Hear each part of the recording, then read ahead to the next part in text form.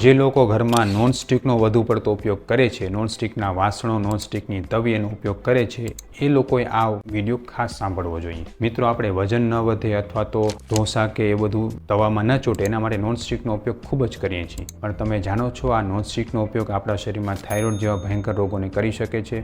કઈ રીતે? જેમ કોઈ પ્લાસ્ટિક બળતું હોય ને ધીરે ધીરેની વાસ આપણા શરીરમાં ધુમાડા રૂપે જાય તો આપણા શરીરમાં ફેફસાથી માંડીને ગંભીર બીમારીઓ થઈ શકે છે અને એલર્જી પણ થઈ શકે છે. એ જ રીતે આપણા નોનસ્ટિકની ઉપર ટેફલોન કોટિંગ કરેલું છે. આ ટેફલોન એક ખાસ પ્રકારનું પ્લાસ્ટિક છે કે જે ધીરે ધીરે અંદરથી બળે છે અને બળવાને કારણે એનું જે તત્વ છે એ આપણા ખોરાકમાં ભળે છે.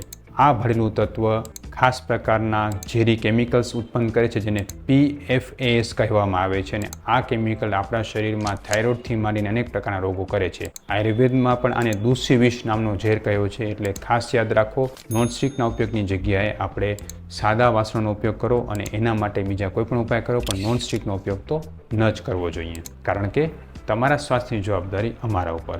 સ્વસ્થ રહો, મસ્ત રહો.